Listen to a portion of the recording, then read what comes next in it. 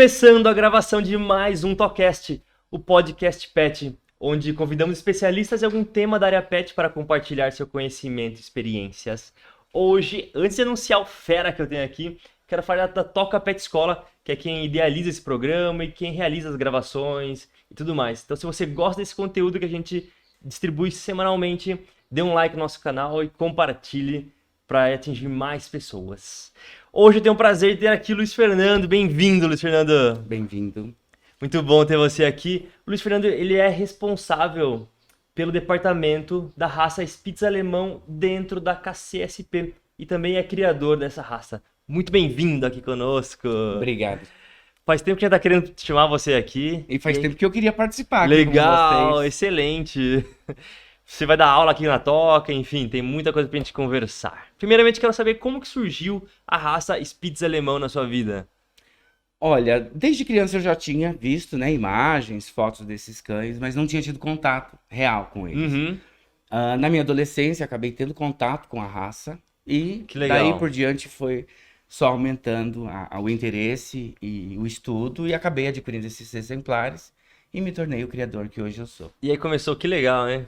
E então tem uma longa história. E faz quantos anos isso? Só de curiosidade. Olha, de criação registrada, 20. É mesmo? Se for contar desde a minha primeira aquisição, Que show, hein? 22 anos aproximado. Mas há 20 anos eu venho me dedicando à criação dos Spitz alemão. E por que Spitz e não outra raça? Não, eu sou um aficionado por cães, em primeiro lugar. Sim. Eu já que trabalhei em legal. outras raças, fui criador de Shih Tzu, tive algum contato com outras raças a nível de trabalho de handler, apresentação de exposições. Mas os Spitz ganharam um espaço na minha vida enorme e acho que eles me escolheram, não fui eu que escolhi eles. Fantástico. Mas a primeira raça de criação foram Collies. Eu trabalhei com É Collies na mesmo? minha adolescência, foi meu primeiro cão de infância. E até hoje eu ainda tenho um exemplar de Collie de minha propriedade. Interessante, não é um cão muito comum, né? Não é uma raça muito comum entre Não, nós. hoje no Brasil não. Não, né? E a cor do Spitz que você trabalha é o caramelo? Na verdade, a gente tem uma gama de cores enorme dentro da raça. É mesmo? Né? Por algum período na minha criação, eu me dediquei a alguns particolors, que seriam os cães de duas cores. Sim. Hoje, basicamente, minha criação ela caminha com os cães sólidos. Né? Certo. Tenho alguns exemplares que posso trabalhar as cores bicolores, mas não é hoje o foco real, não é trabalhar por cor. Né? Eu estou mais ligado à conformação, à qualidade de saúde, à aparência, do que exatamente uma cor. Eu costumo dizer que eu gosto de cachorro bonito. Pode ser qualquer cor. É verdade. Muito bacana. Mas a cor mais comum é o caramelo do Spitz, né? A Ou cor, estou enganado? a cor clássica da raça hoje, né, pela qualidade dos criadores a criar ela pelo mundo, a cor laranja, que é laranja, a nível correto, de então. nomenclatura, a gente usa Sim, laranja. Ela é a cor mais difundida, né? Se a gente for levar em consideração, o início da raça não seria ela a cor principal. A cor clássica seriam os brancos, os pretos e os bicolores. Que legal. O caramelo ele veio, talvez por serem mais raros, houve uma dedicação maior ao longo do percurso da raça. Uhum. E hoje eles se tornaram os pioneiros aí o clássico da raça seria o laranja. A gente pode considerar o atual, né? Sim. E uma coisa muito curiosa que eu acho dessa raça, embora ela pareça muito frágil, digamos, um cão frágil, porém ele é do grupo dos cães primitivos, correto? Também. Na verdade, o grupo 5 ele não é só de cães primitivos. O grupo 5 ele engloba cães primitivos, cães tipo nórdicos, né? E outras cães com outras características. Certo. O Ficou Spitz claro. ele tá inserido no grupo 5, mas ele não tem exata classificação, porque nós temos Spitz que foram usados para pastoreio, nós temos É Spitz que mesmo? foram usados para guarda. Então, hoje eu acho que a raça ela tem tanta versatilidade, ela já foi tão utilizada que hoje ele tem um grupo específico que é o cão tipo Spitz. Que Então, interessante. na verdade, ele é um grupo tipo Spitz que está dentro do grupo 5. Certo. E o Spitz são 5 tipos diferentes do Spitz alemão, correto? Na verdade, a nível de Spitz alemão, né, que é o que a gente está abordando aqui, a Uhum. gente vai ter 5 variedades de tamanho. E Certo. dentro dessas variedades a gente tem subgrupos classificados por cores. Você pode explicar um pouquinho melhor? Sim, por exemplo, nós temos o Keeshond, que é a maior das variedades. Neles só tem uma única cor existente, que é um cinza lobeiro, né? Eles são um cinza agrisalhado com nuances em preto. Eu acho que eu nunca vi esse tamanho. Existem poucos exemplares aqui no Brasil. né? É uma variedade bem pouco criada e bem pouco difundida. Curioso. Mas é uma raça praticamente holandesa. É Os mesmo. Kishan se desenvolveram na Holanda, mas os cães originais eram alemães. Houve uma briga entre os dois países para conseguir a posse do padrão, mas eles continuaram na Na Alemanha. Alemanha. Mas foi uma raça que praticamente se desenvolveu pelos holandeses.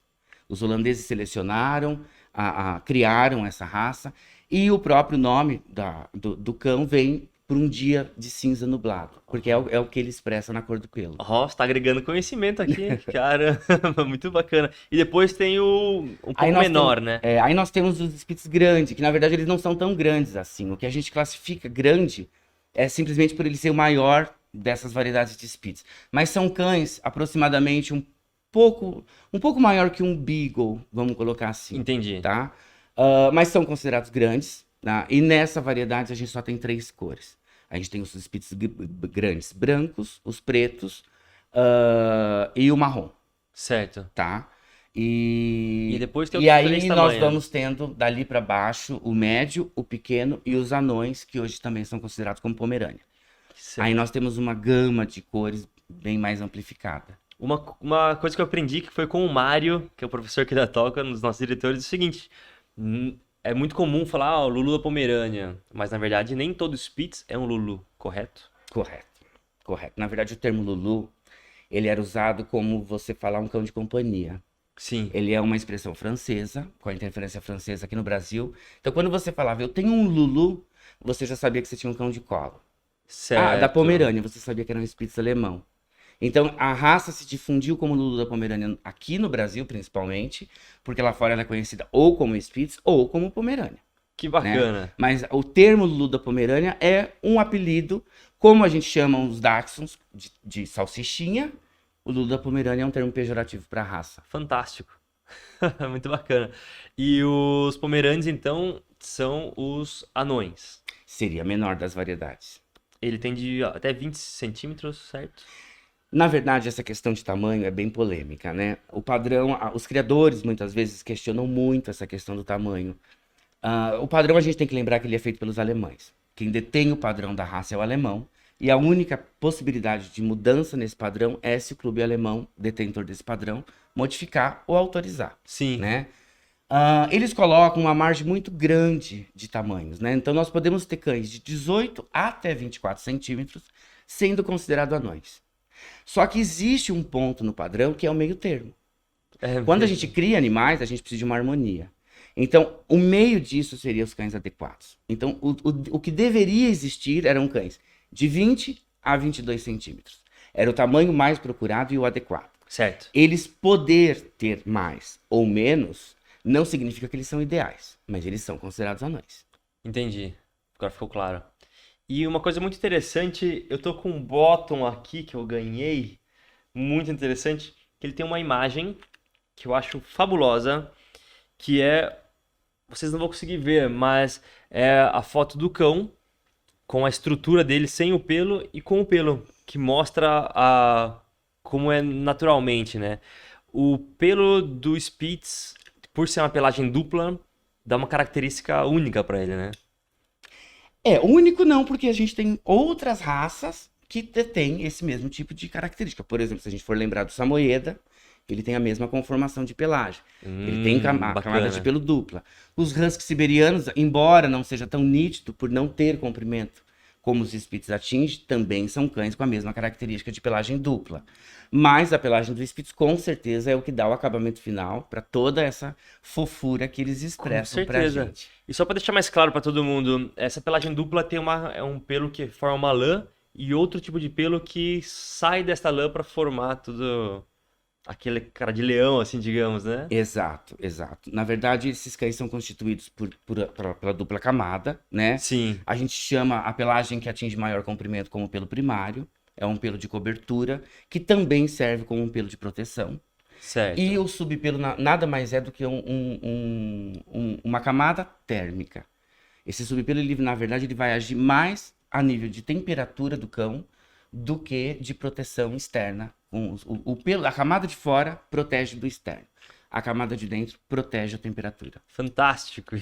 Por isso que é importante lembrar que quando a gente promove algumas toses excessivas, a gente está agredindo exatamente a proteção desses animais.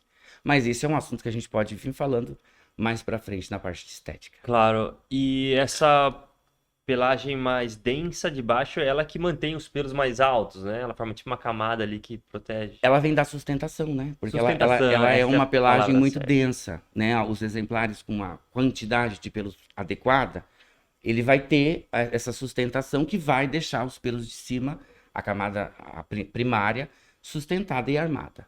Estamos tendo uma aula aqui de Spitz alemão, muito bom, gosto assim, quando a convidada agrega conhecimento para nós. Eu queria voltar no bottom, porque Claro. esse desenho representa muito pra gente. Esse desenho, na verdade, ele já existia, não foi uma produção do departamento. Ele foi elaborado por uma criadora canadense, a Chris Hertz. Ela é uma das maiores estudiosas da raça no mundo. E ela fez um trabalho fantástico pro clube canadense. E nós extraímos para nossa logo um Spitz que mostra realmente a estrutura, a conformação de pelagem do que ele deveria ter como silhueta e a movimentação. Você pode ver que o traçado dele é completamente harmônico e mostra exatamente a movimentação que o Spitz alemão poderia ter. Sim, tem até umas linhas pontilhadas demonstrando a angulação, E né? ele está numa passada fazendo um círculo. Se você ver a base dele, é como se ele estivesse fazendo um círculo em movimento. Muito interessante. E a questão da pelagem, que tem umas linhas demonstrando a pelagem, que seria o padrão, né? Seria a silhueta padrão do que a gente espera ver no Spitz alemão. Muito bacana. E falando desses partes de padrão mais profundo, você também é coordenador do departamento da raça Spitz alemão dentro da KCSP, correto? Sim, sim. Que legal. Na verdade, o KCSP, ele precisava abrir um departamento da raça no estado, né? E me convidou a engajar esse projeto com eles. E aí, há 2 anos atrás, nós fundamos o primeiro departamento da raça do estado de São Paulo. Que responsabilidade, hein? Bastante. Sim, com certeza. E qual a função desse departamento? Quais são os objetivos raiz desse departamento? Ó, a ideia principal veio da própria CBKC, né? A CBKC, como a gente sabe, ela é um órgão master aqui no Brasil, onde ela detém os CAN e os clubes espalhados pelos estados e por algumas cidades. Só um adendo, só para quem não conhece a CBKC ficar claro, a CBKC é o órgão que regula todos os padrões de cães, que faz toda uma regulamentação desse tema, certo? Isso. E também funciona como o registro e a catalogação das raças puras e o Perfeito. registro dos cães. Então, esse projeto chegou, primeiramente ele é constituído por um conselho da raça nacional. Esse conselho ele regeria o país todo, com seus departamentos espalhados por estado, né? Quando esse departamento chegou na minha mão, eu percebi a responsabilidade social que eu estava encarando em assumir. Porque eu acho que hoje, pelo que a CBKC espera, é que o departamento cuide.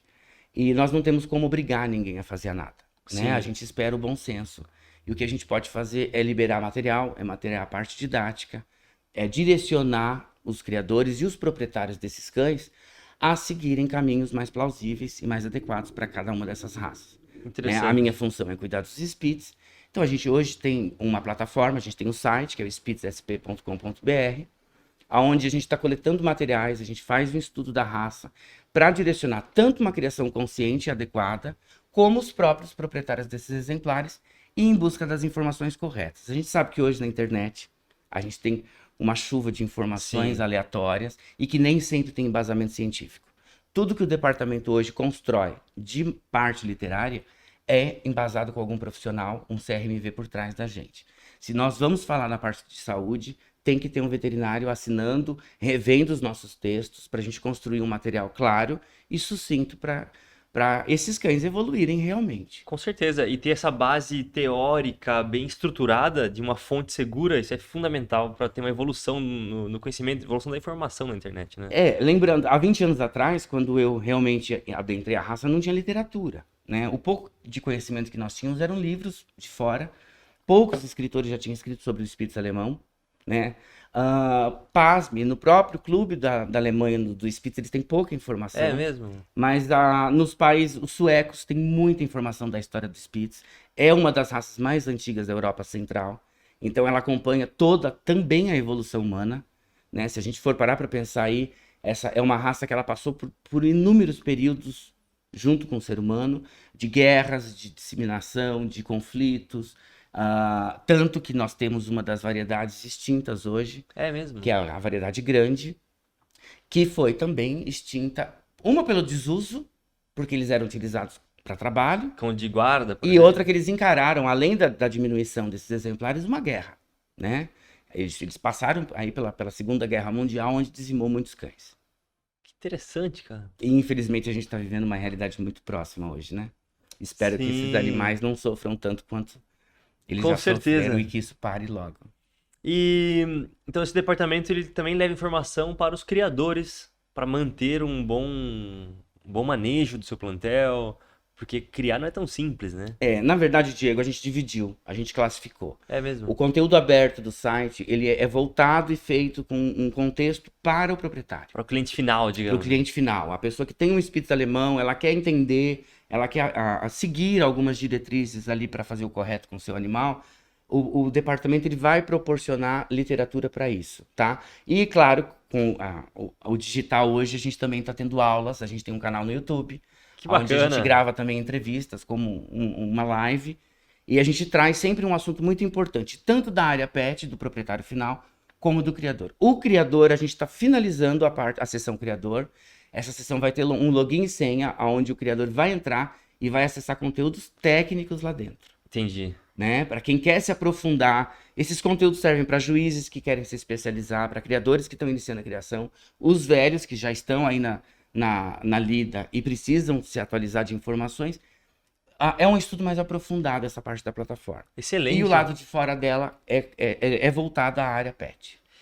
Também faz sentido, porque se você colocar muita informação técnica para o cliente final, que é um pouco leigo no assunto, é muita informação e acaba que não tem um engajamento, acho que não tem entendimento tão profundo, né?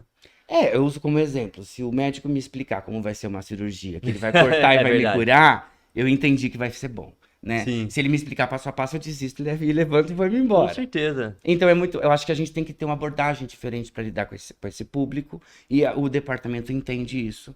Então tudo que for da parte acadêmica vai estar guardado para os acadêmicos. Uma coisa de criação que me fascina é a questão do aprimoramento genético, porque isso é uma busca constante, né? Isso vocês também fazem uma questão de orientação? Olha, a raça Spitz, graças a Deus, ela sofre poucos problemas, né, a nível genético. Né? A gente pode colocar que ela tem outros problemas que não seria, por exemplo, pela utilização da ferramenta genética. A gente pode classificar a genética em duas formas, né? A parte laboratorial, onde você faz os exames, rastreia e confirma, ou na prática, você testar esses animais e ir vendo os resultados, ou também analisando a conformação dele.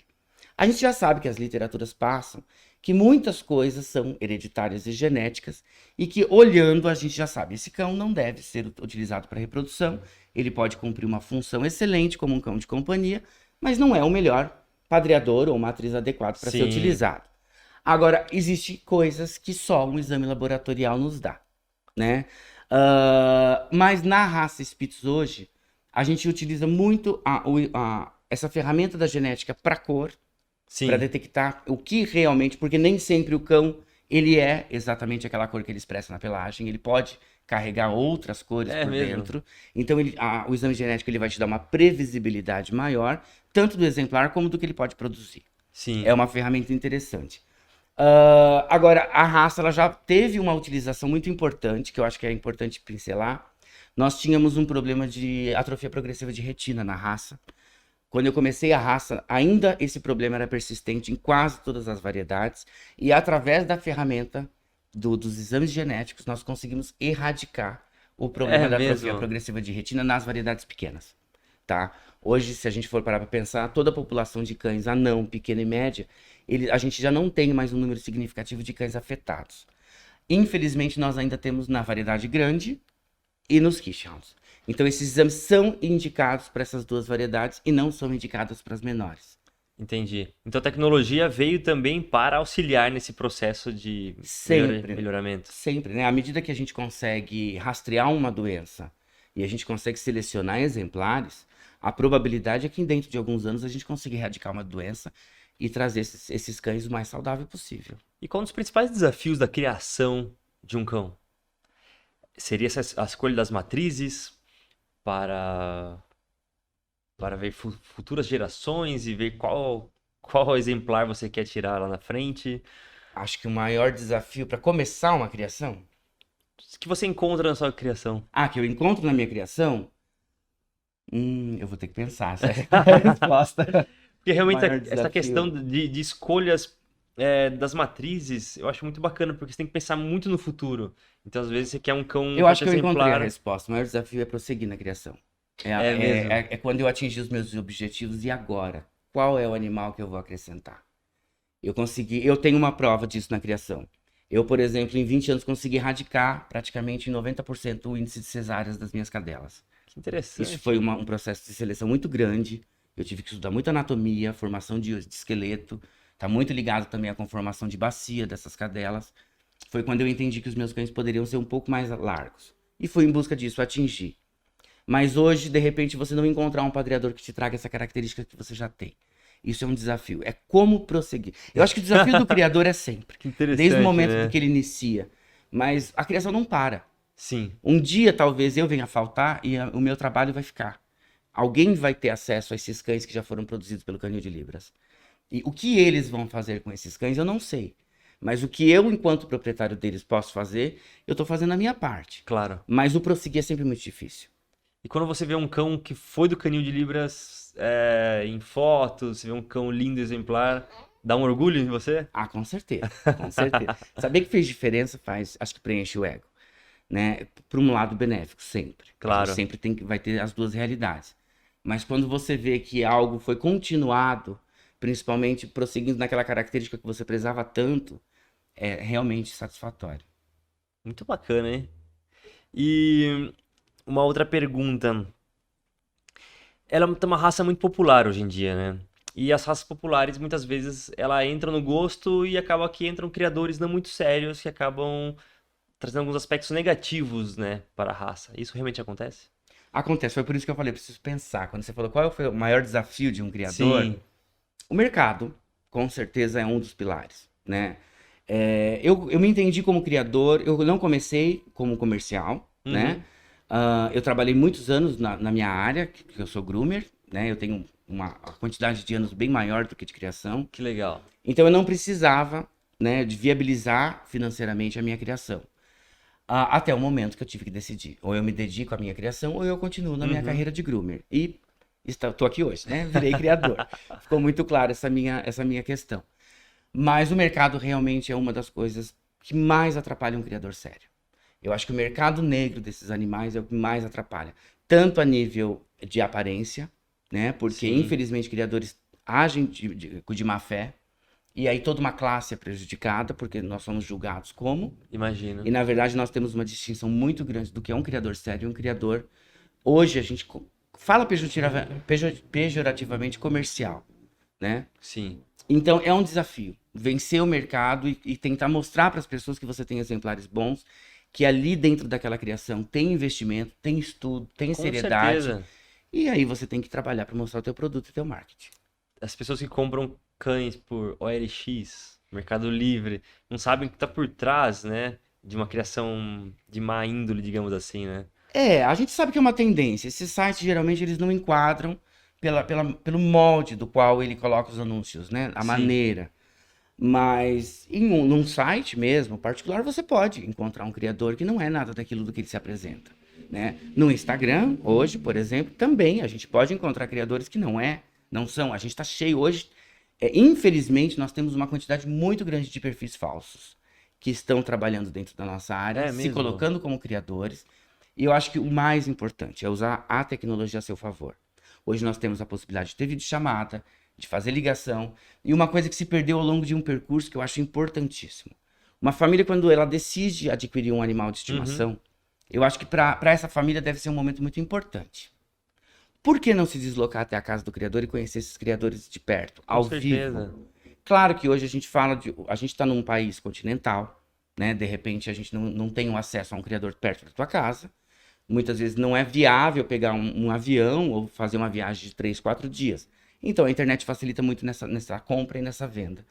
Mas se você tem possibilidade, vai conhecer esses cães. O importante não é o teu filhote ser bonito, é como esses pais desses filhotes vivem É dentro verdade. dessa criação. Com certeza. As matrizes têm que ser muito bem cuidadas, né? Exatamente. Né? Um plantel que não é bem cuidado, ele não é bem produtivo. Com certeza. E o departamento também tenta regular um pouco essa questão? O departamento da raça? Como eu volto a dizer, o departamento, a gente não pode empregar regras, né? Até porque nós teríamos que ter um aval muito maior por trás e construir um projeto que isso fosse viável. Não, nós podemos aconselhar. Nós realmente temos um molde de criação adequada, aonde a gente espera que esses criadores sigam. A Sim. gente entrega a ferramenta do conteúdo, da informação, que é o que, por exemplo, eu não tive há 20 anos atrás quando eu decidi criar. Que Né? legal. Nós tínhamos alguns materiais disponibilizados pela CBKC, mas mais voltado à parte técnica. A parte de criação, não. E hoje nós estamos trabalhando para aconselhar os bons criadores a seguir boas práticas. Claro. Eu acho que o manual de boas práticas hoje funciona melhor do que também impor. Entendi. Porque até mesmo a questão de comportamento e temperamento do cão, o bom criador também trabalha nisso, né? Pra ter cães. O temperamento é um dos pilares principais de uma raça. É mesmo? O temperamento, às vezes, é o que classifica a raça num grupo. Né? Por exemplo, o simples fato de um cão ser de guarda, você já sabe que ele vai ser direcionado para um grupo de cães de trabalho. Então, o temperamento... E quando a gente fala de uma raça que hoje ela foi formada, a gente pode colocar que o Pomerânia foi formado para ser um cão de companhia. Não entra na minha cabeça que um cão de companhia pode ser agressivo. É verdade. Se a função dele é ser amável, é ser dócil Sim. e fazer companhia, e principalmente ter uma interação com crianças, é impossível você selecionar cães com desvio de temperamento. Isso é função do criador. É tirar um cão que não tem um temperamento adequado e, às vezes, o excesso de temperamento e a falta dele também não é legal. O importante é trabalhar numa linha de equilíbrio. Que legal. E essa palavra desvio de temperamento, achei interessante, sabe? O padrão também fala uma questão de comportamento? Fala. Na verdade, um dos primeiros tópicos do padrão é uma característica bem peculiar dos Spitz, que é o temperamento.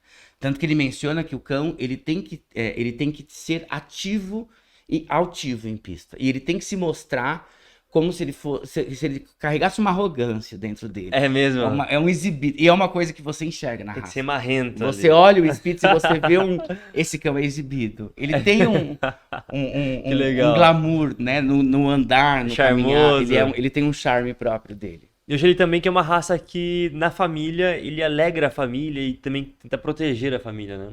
Está correto? O Spitz ele tem um temperamento bastante peculiar. Eu acho que ele é um cão muito adaptável. Ele se adapta muito fácil a determinados temperamentos.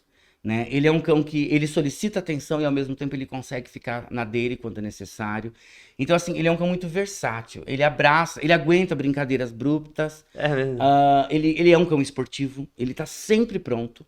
Você pensou em chamá-lo, ele já tá do teu lado pronto para fazer alguma coisa. Então, ele é um cão muito disposto. E isso eu acho que cativa inúmeros temperamentos, né? Sim. É muito fácil ele ganhar qualquer tipo de ser humano, vamos colocar assim. Qualquer dono acaba se adaptando a ele. Claro, porque a aparência dele parece até um pouco frágil, né? Que ele é tão bonito, tão pomposo e pequeno. Porém, se for pegar uma caminhada com ele, ele aguenta tranquilamente. Ó, a gente pode classificar de novo o tamanho, né? Um cão pequeno, ele vai ter a sua delicadeza de acordo com o tamanho dele. Sim. Mas ele tem um temperamento de estar pronto. Né? Certo. Ele tá sempre muito bem disposto. Agora, cabe a você selecionar o que você quer Claro. fazer de esportes ou de Sim. brincadeira com aquele cão. Tem que levar isso em consideração. Já as variedades pequenas, por exemplo, elas são extremamente boas e utilizáveis para agility. São cães muito fáceis de se mesmo? treinar para esse tipo de esporte. Que legal. Então é um cão que ele já aguenta mais. Aí, se você quer fazer uma corrida de 3 km, ele vai suportar. Já um Pomerânia, não. E as variedades maiores, elas vão tendo aptidões a trabalhar aí a parte... Esqueci a palavra. Mas, pô, muita informação sobre a raça, viu? E tem uma questão também que é bem interessante que você falou que é groomer. Então você faz o training dos seus cães? Sim. Na verdade, eu acho que hoje o meu nome cresceu justamente por preparar os meus cães. Eu sou um criador e handler, né? Ou seja, eu apresento os próprios cães da minha criação. Nas exposições. E com isso acabou também viabilizando outros criadores procurarem esse serviço, né, que os handlers fazem. E existe essa categoria profissional, onde as pessoas trabalham exclusivamente para isso.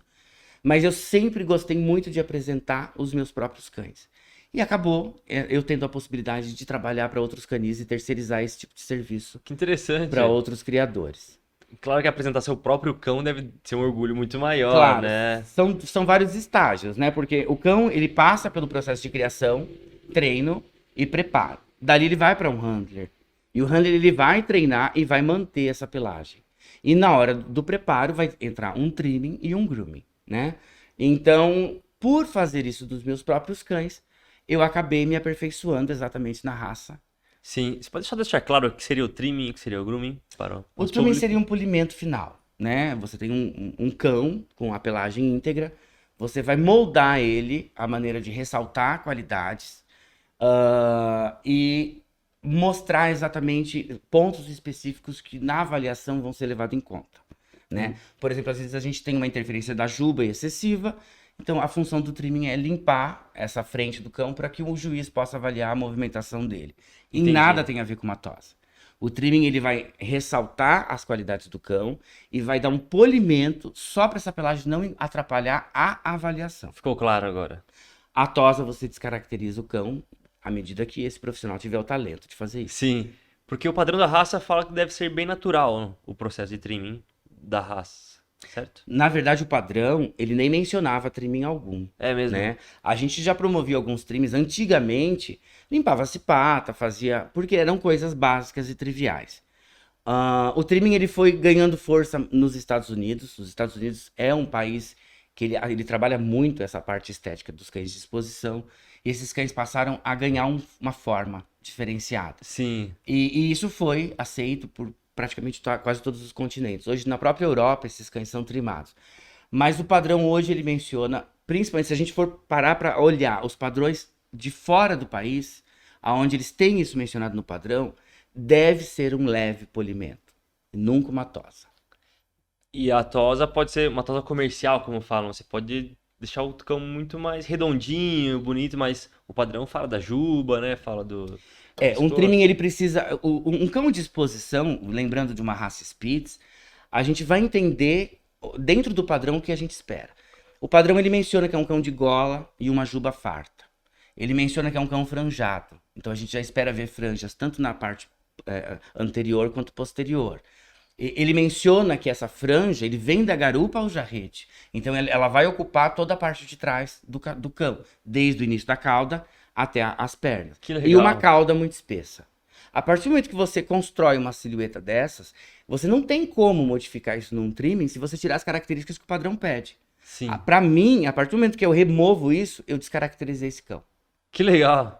E se fala com muita propriedade, isso é muito bacana. É um assunto que eu estudo bastante.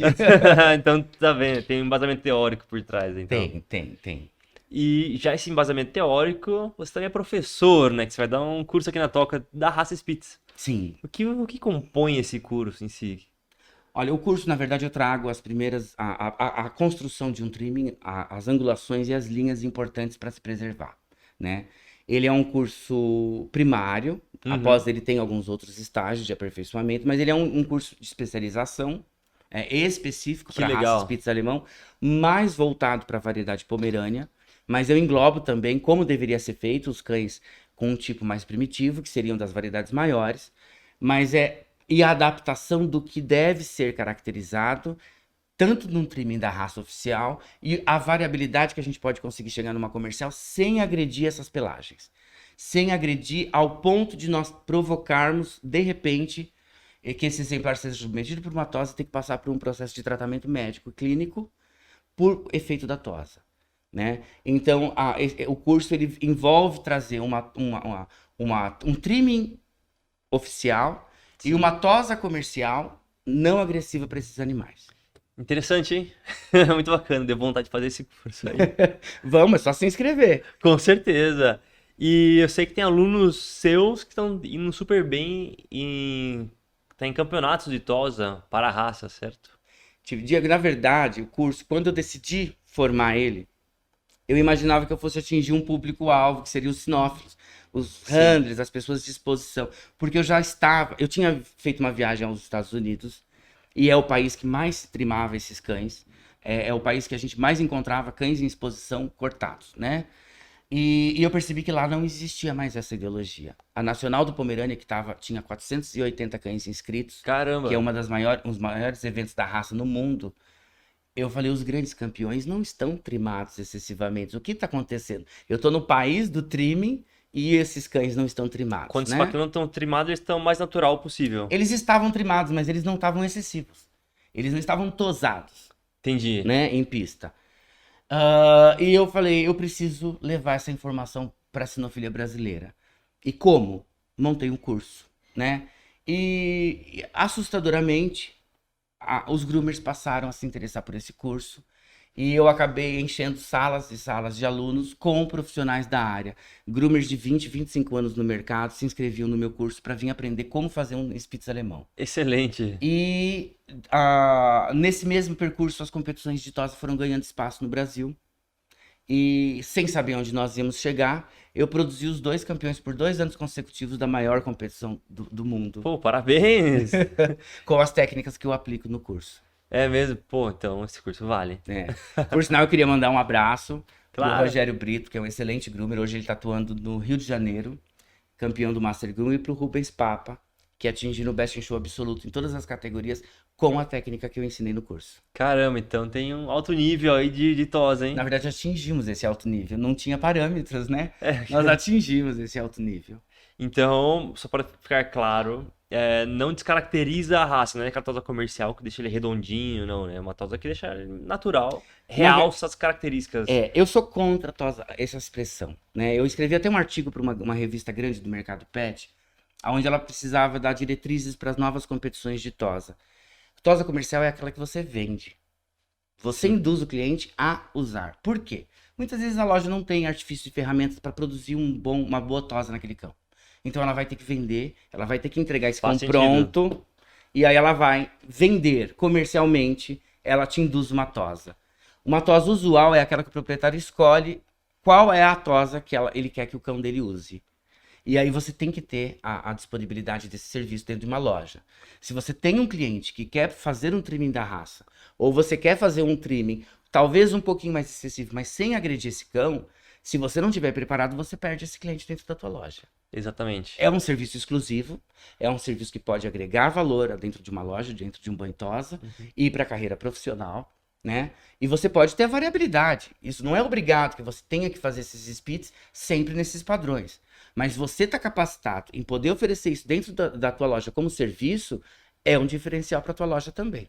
E foi isso que todo esse público enxergou. E acabaram empregaram isso na prática. Hoje tem lojas que estão se especializando na raça Spitz e estão indo muito bem com essa ideologia.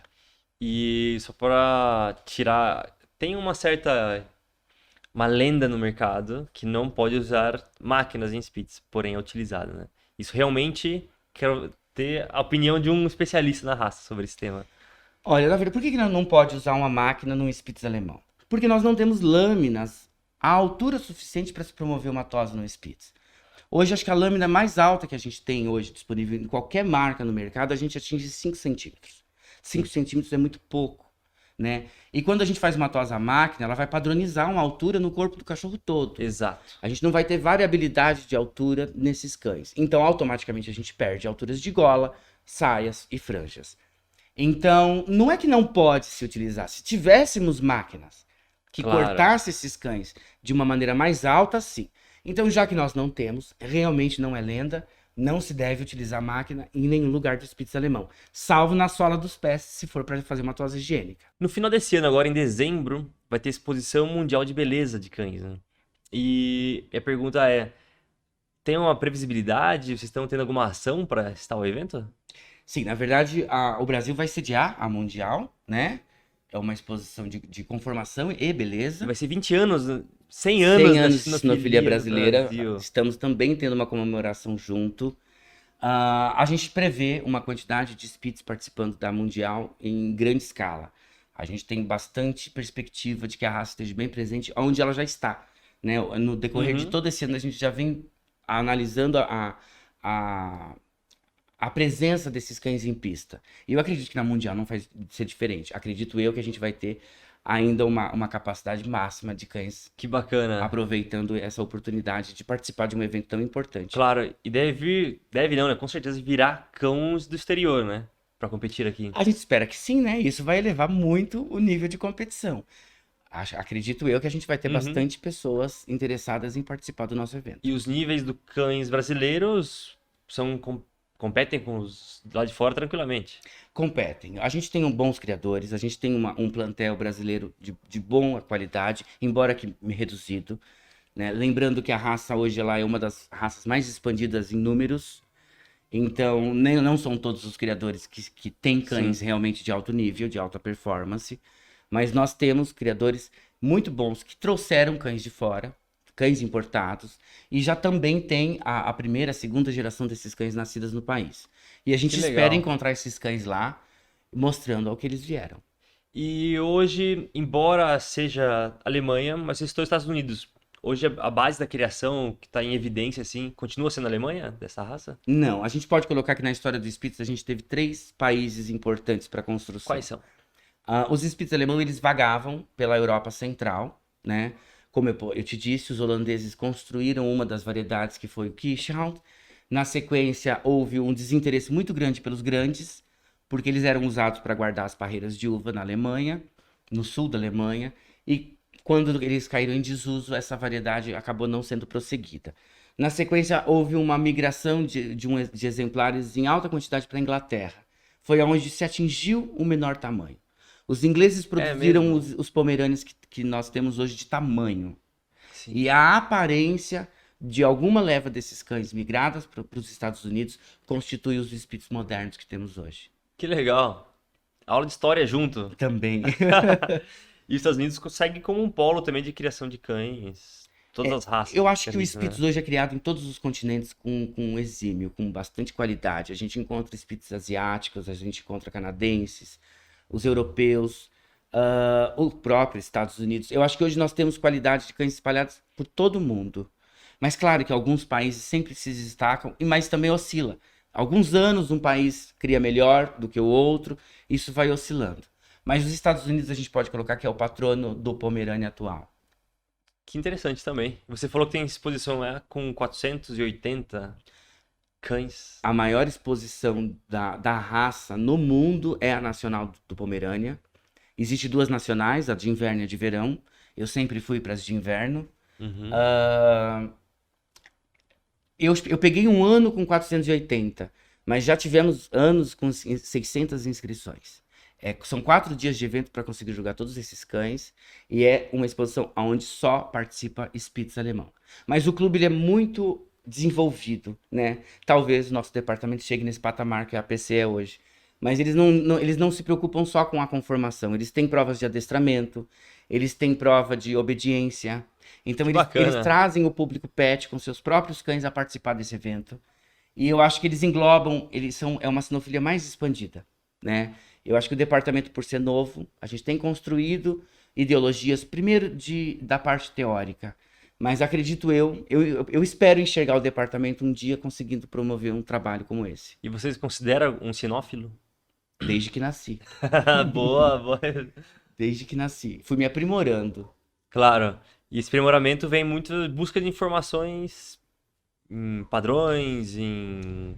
Eu falo que desde que nasci porque eu fui criado... Na verdade, eu passei meus finais de semana num sítio da minha família, onde eu já tinha uma prima veterinária que criava cavalo de raça pura. Que Então legal. eu olhava aquelas fotos, às vezes as pinturas, os quadros de cavalos campeões, mas eu gostava mais de cachorro. E aí eu fui atrás das literaturas e via esses cães. E o meu sonho era um dia conseguir produzir um cão campeão.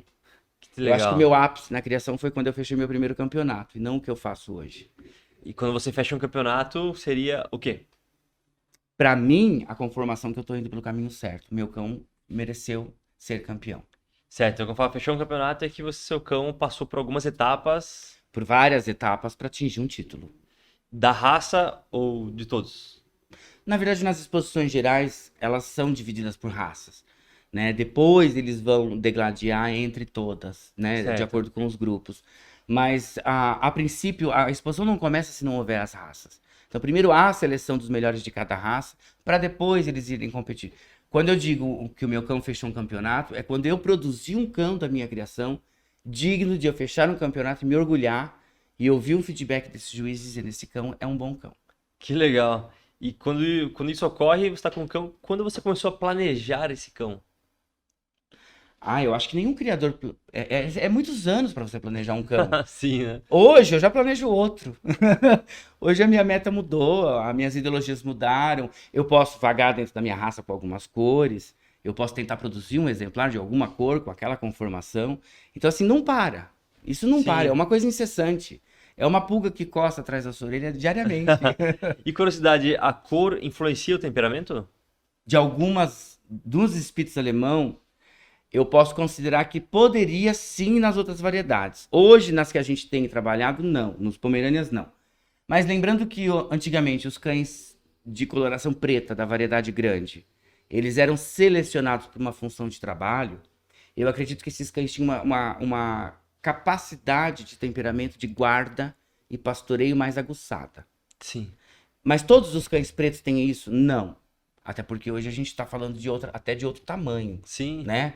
Mas se eu fosse colocar a nível de temperamento, os bicolores têm um temperamento mais agitado do que os sólidos. Interessante. Mas não são todos os bicolores. Algumas linhas de alguns cães bicolores detêm um temperamento mais ativo do que os sólidos. Mas conheço bicolores calmos também.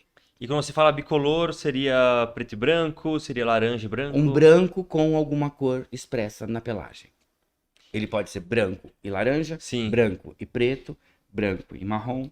E quando é apenas uma cor, se ele é preto, ele tem que ser inteiramente preto. Não pode ter nenhuma mancha. Prefere-se que seja. É adequado. O ápice é atingir um sólido sólido. Quando a gente fala de um cão sólido, ele tem que ter uma única cor. Porque tem alguns pretos que eles são inteiro pretos, não consegue nem identificar muito o nariz, o olho meio que se confunde, né? Alguns pretos têm nuances. A gente pode ter características na pelagem de um tom acinzentado, de uma infiltração de um dourado, mas não uma mancha. Sim, Ele não entendi. é manchado, né? Infiltrações existem. Eu mesmo tô ficando grisalho. Né? Sou castanho, mas tô ficando grisalho. Então o preto também. À medida que ele envelhece, ele vai ganhando fios brancos. Isso vai descaracterizando. Mas não é uma mancha. Que legal. Né? É um fator de idade. Bacana. E alguma outra informação útil que você queira nos deixar aqui, assim? Olha, cuidem bem dos seus cães. Eu acho que é o princípio quando você decide adquirir um cão da raça, estude. Eu acho que é um conselho. Não pela aparência, né? Não só pela aparência, se esse cão vai se adequar com o seu ritmo de vida. Quais fatores você orienta as pessoas antes de buscar um cão? Olha, a primeira coisa que eu falo para uma pessoa que me procura um Spitz alemão é aonde ela mora, como ela mora e quem mora com ela. Interessante. Isso já é um filtro muito grande para me direcionar o que ele pode pensar Sim. em cão. Segundo ponto é o tempo que essa pessoa tem para se disponibilizar, né? Nós estamos falando de cães de pelagem longa. Se você não tem paciência de cuidar de cabelo, não compre um cão de pelagem longa, né? Se você não tem estrutura para manter um cão com essas características, opte por outra raça. A gente tem infinitas raças que se adequam ao perfil de uma pessoa que quer um cão. Claro. Agora, se você é um apaixonado por Spitz alemão, com certeza você tem que ser apaixonado por uma escova, um pente e por estudar a raça. Acho que esse é o fator principal. Então, mesmo se você levar o cão banhar toda semana, é necessário ainda... Você tem que ter uma estrutura para conseguir fazer isso. Sim. Que seja de disposição ou econômica. Certo. E tem uma frequência ideal de banho do Spitz? Ideal. Na verdade, a raça, se a gente for para pensar, é uma raça que toma pouco banho. Porque é uma raça primitiva, né? Não só porque ela é primitiva. Ela não é só primitiva. Ela também pode ser classificada como primitiva. Os Spitz não é uma raça primitiva. Legal. Tá? Uma raça primitiva é uma raça que não houve interferência humana. Os Spitz houve. Né? O Spitz passou por vários processos de seleção. Ele não surgiu na natureza da maneira que ele é. O Spitz de 130 anos atrás não é o mesmo Spitz que nós temos hoje. E o Spitz que vagava na região da Europa Central, com certeza não se parece com os nossos Spitz de hoje. Eles eram apenas Spitz. Spitz o formato, a tradução da palavra seria uma cunha, um afunilado. É o que constitui o formato de cabeça desses cães. Um Akita é um Spitz, um Shaw é um Spitz, e um Spitz alemão é um Spitz alemão porque era aquele grupo de cães formado naquela região. Como nós temos Spitz asiáticos, Spitz finlandeses, mas não são alemães. Sim, é difícil imaginar o tipo de cão, tipo, fazendo uma guarda de plantações na Europa. É difícil até conectar, assim, né? Porque esses cães tinham outras características. Claro que eles não eram cães com a pelagem de um Pomerânia. Sim. O Pomerânia, ele desenvolveu o comprimento de pelagem, quantidade de pelagem. Esses Spitz, eles tinham uma pelagem que eu considero ela mais primitiva. Ela era funcional. Era um pelo que não grudava grama. Era um pelo autolimpante. Era um pelo que era adaptado para regiões na época de neve. Ele também, por isso que eles têm esse desprendimento de pelo. Porque no calor, o próprio animal se adapta e libera a quantidade de pelo suficiente para se refrescar, né? Então, a raça é adaptada com o local que ela vive, né? E o Pomerânia, ele foi construído para ser um cão de companhia. E dentro dessa variedade, a gente pode acrescentar a quantidade de pelo.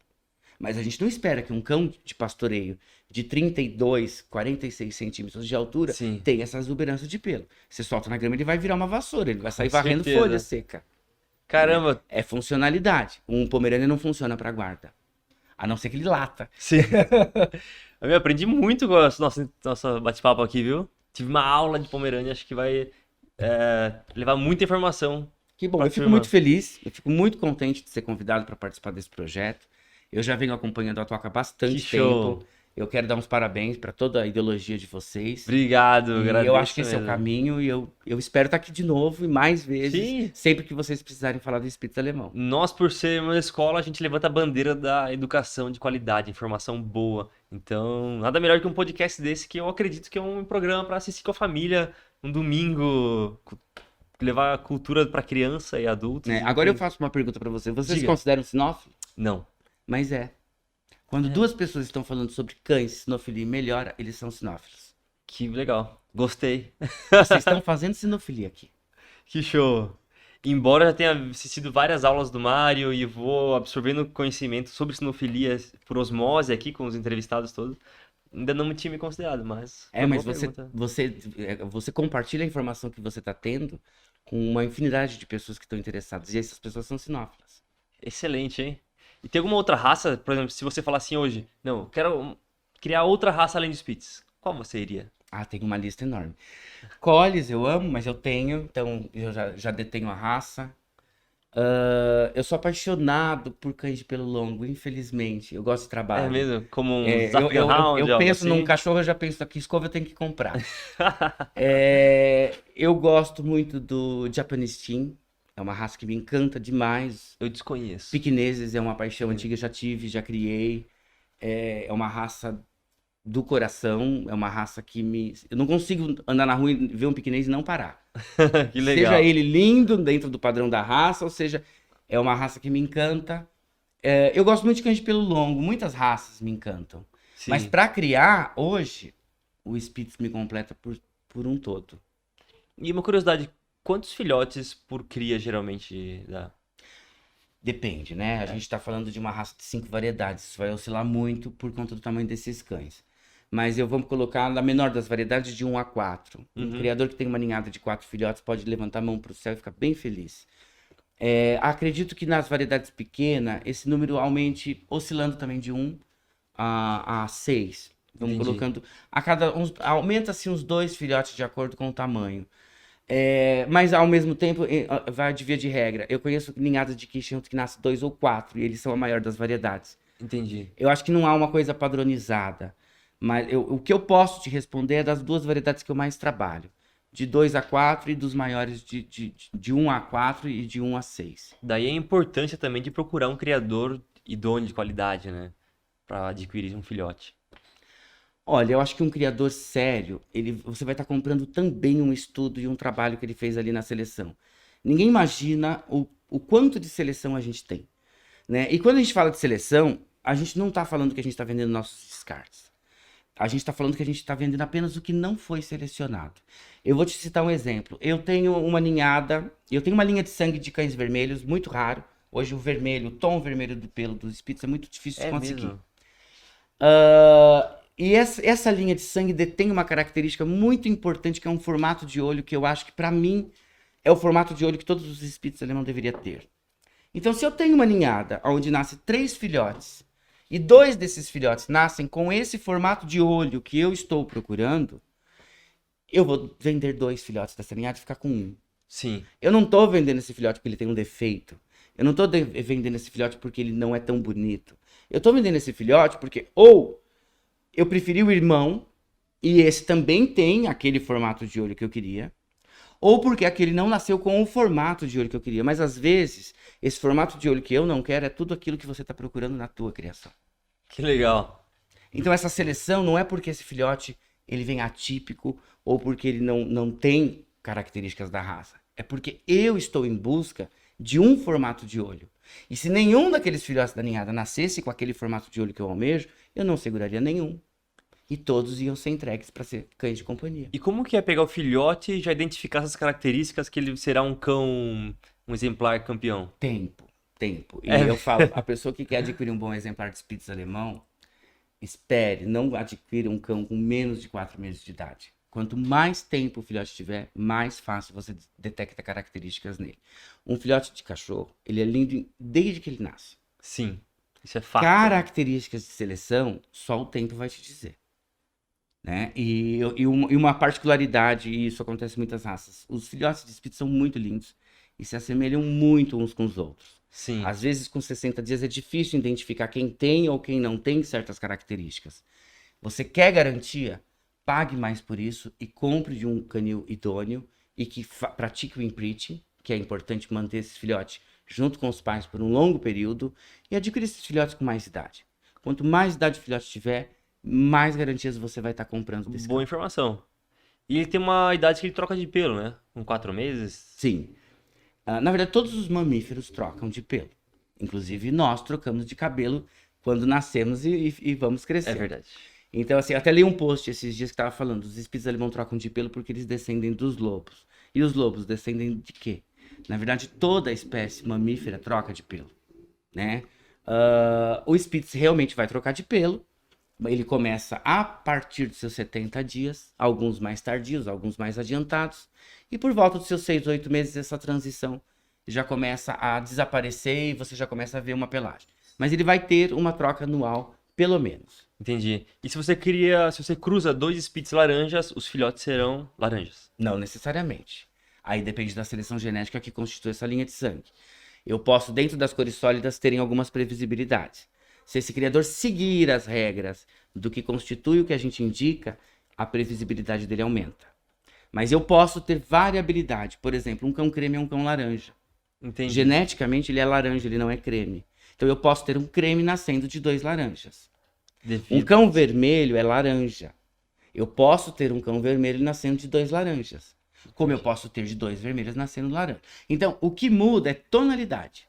Certo. A cor, ela tem uma gama de nuances. Mas ela é uma única cor. Agora, no anão, eu posso ter menos previsibilidade ainda. Porque a gente pode fazer acasalamentos indiscriminados de cores. Entendi. E aí eu perco a previsibilidade. Que legal, hein? Poxa, gostei. Eu tive uma aula de sinofilia de Spitz aqui. Muito bacana mesmo. Gostei. Tem alguma mensagem que você queira deixar? Mais alguma outra mensagem para o nosso Bom, público? acompanhe o canal da Toca, que eu acho que os conteúdos estão incríveis. Claro, show. Muito obrigado pelo espaço. Eu vim falar de um assunto que eu amo, que é cães, e falar dos Spitz para mim é o ápice. Obrigado por essa oportunidade e parabéns pelo projeto. Eu espero que a Toca atinja o maior número de pessoas utilizando esse material. Muito obrigado. É um conteúdo fantástico e realmente vocês estão no caminho certo. É profissional. Quem quiser te encontrar, como faz? Bom, eu tenho um Instagram, Qual que é? Canil _ de Libras Oficial. É DI Libras. É de Libras. Perfeito. DILI. Eu já sigo. Depois, se você puder, pode pôr aqui ou na descrição. Claro. Eu tenho o site do meu canil, onde eu coloco todo o meu plantel. Uhum. Lá é um pouco mais técnico, um pouco mais profissional. O Instagram a gente consegue ter uma liberdade maior de brincar, né? Com os certeza. posts. E o Departamento da Raça. Esse é o fundamental. O site do Departamento da Raça, www.spitzsp.com.br. Nós temos o Departamento da Raça Spitz Alemão no YouTube. Nós temos um canal. Claro. E temos o Instagram do departamento, que é o Departamento Spitz Alemão São Paulo. E você também tá de parabéns por difundir essa informação de qualidade, hein? Uma informação técnica sobre a raça e levar informação fidedigna, né? De uma boa base para geral. Excelente. Obrigado. Fernando, muito bom ter você aqui. Até o próximo Talkcast.